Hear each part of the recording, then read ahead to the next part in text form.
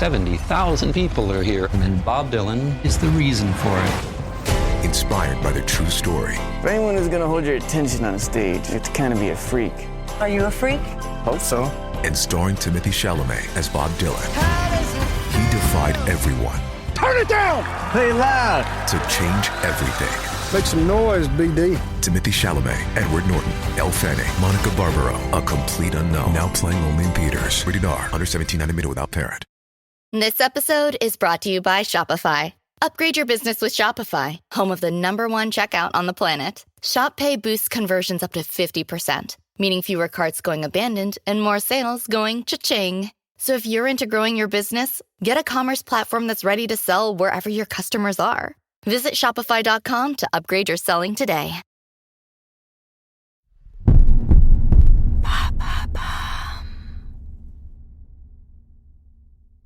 Les jumelles June et Jennifer ne parlent avec personne, seulement entre elles et avec leur propre langage. Pendant 30 ans, elles ont entretenu une relation d'amour-haine, un pacte qui se termine par la mort d'une des jumelles. Découvrez leur true story.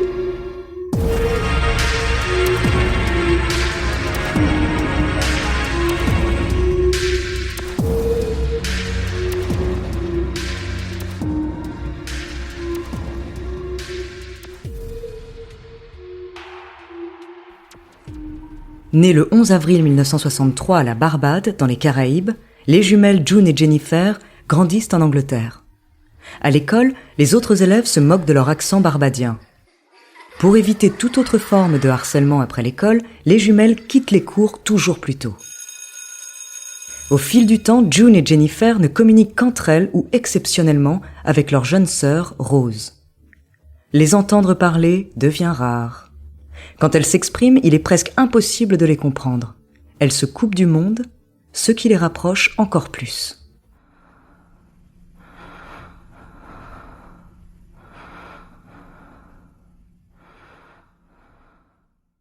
Leurs parents, Aubrey et Gloria, les emmènent devant des spécialistes. Pour eux, June et Jennifer ont établi une sorte de code. Quand elles ne sont pas silencieuses, elles s'expriment avec leur propre langue. À leur 14e anniversaire, June et Jennifer sont envoyées dans des internats différents pour qu'elles s'ouvrent aux autres. Mais les jumelles vivent mal cette séparation. Elles ne montrent aucune volonté de vivre, ne réagissent pas, ne bougent plus.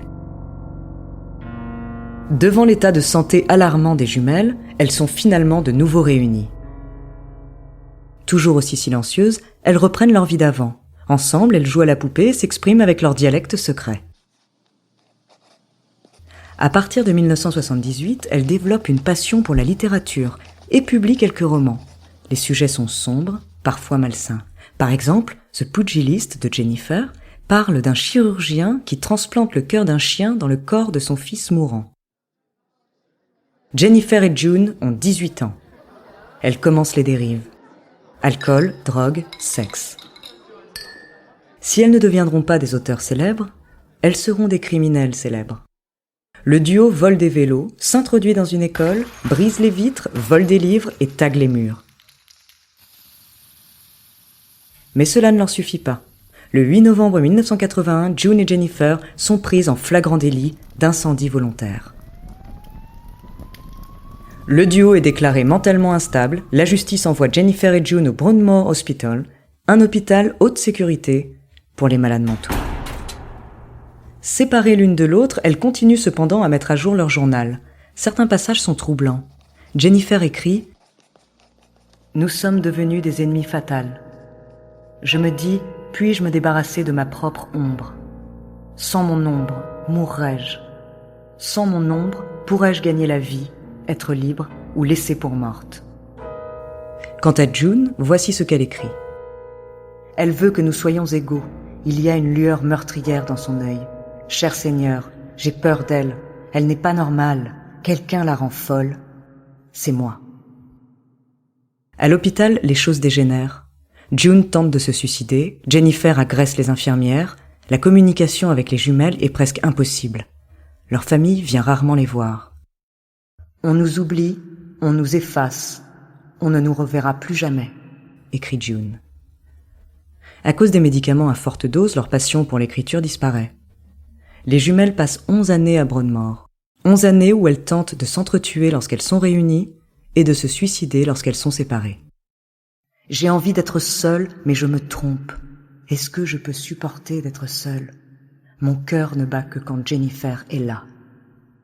Le 9 mars 1993, les jumelles sont libérées de Broadmoor pour être transférées à la clinique de Caswell. Le soir même, Jennifer décède d'une inflammation du cœur. Aucune trace de drogue ou de poison. Impossible d'établir la cause du décès. June est libérée 1 an plus tard. Elle recommence à parler et mène une vie normale. Elle désire se marier et avoir des enfants. Tous les mardis, elle visite la tombe de sa sœur. Sur cette dernière, June inscrit le poème « Une fois nous étions 2, on n'a fait qu'un, nous ne sommes plus que 2, par la vie, soit 1, repose en paix. » Selon l'écrivaine Marjorie Wallace, qui leur dédie un livre, les jumelles auraient conclu un pacte. Pour que l'une parle et vive normalement, l'autre doit mourir. Jennifer a fait le choix de se sacrifier.